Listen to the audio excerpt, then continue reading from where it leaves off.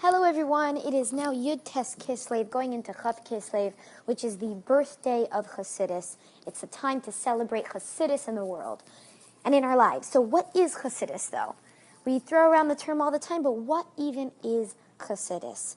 Some people like to say that the Chassidic movement was a social upheaval. It took the simple people and showed how even the simple people can even be greater than the greatest scholar. But the thing is, the Baal Shem Tov students themselves were erudite scholars. So that can't be the entire picture.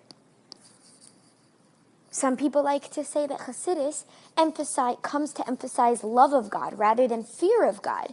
But the thing is, Chassidim are meticulous in halacha, which is why they're called, a Chassid is lefnim mishur hasidin, goes beyond the letter of the law, which shows on their yira shemayim. So it's not just ahava, it's also yira. Some people like to say that Chassidus is an offshoot of Kabbalah. But Kabbalah is esoteric and abstract, and it was only accessible to great scholars. While Chassidus has some things in it that's esoteric and abstract, it also comes down to earth. In fact, it wouldn't be Chassidus if it wasn't down to earth. Learnable for everyone, and for our everyday mundane lives. That's what Chassidus is, so it can't just be Kabbalah or an offshoot of Kabbalah. In fact, it's not so simple what Chassidus is.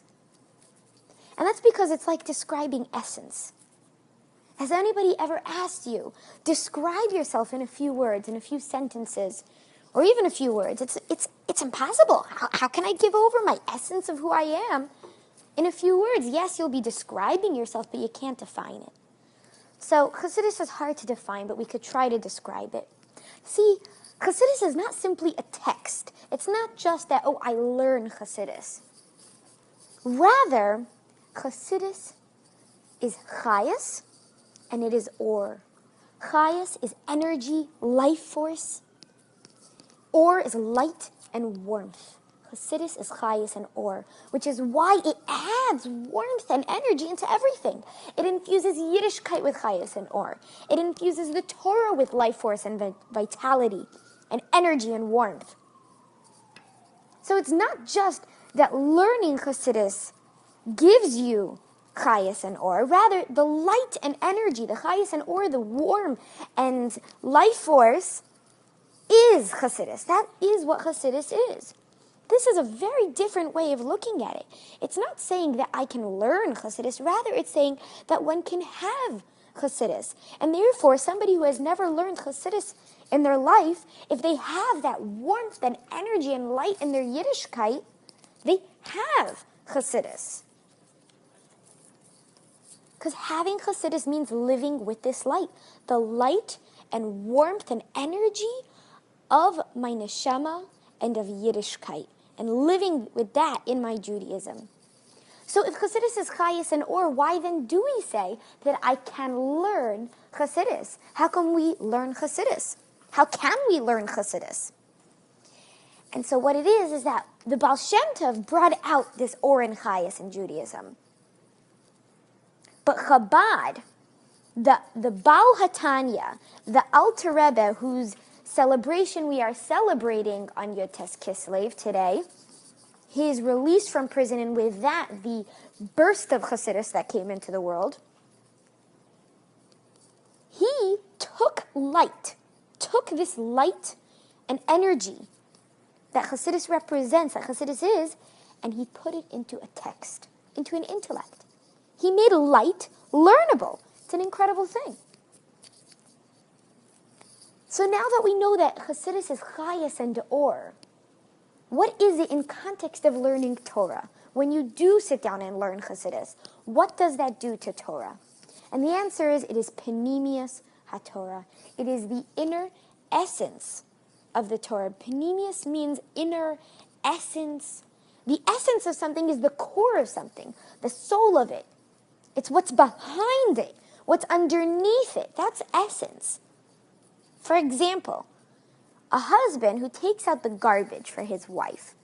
It's a very mundane, technical thing, even smelly. But actually, there's so much behind that action. It's representing the respect that he gives to his wife, doing her wishes, maybe trying to be a man for him. If you really think about it, Taking out the garbage is actually an expression of his love for her. That is what we mean by panemius. The underlying thing, the thing behind it all. And if he would stop and think about what's behind his taking out the garbage, it would actually infuse his very mundane act of taking out the garbage with that chayas and energy. That's what happens when we understand the essence behind something. So too, Torah has 4 levels of interpretation.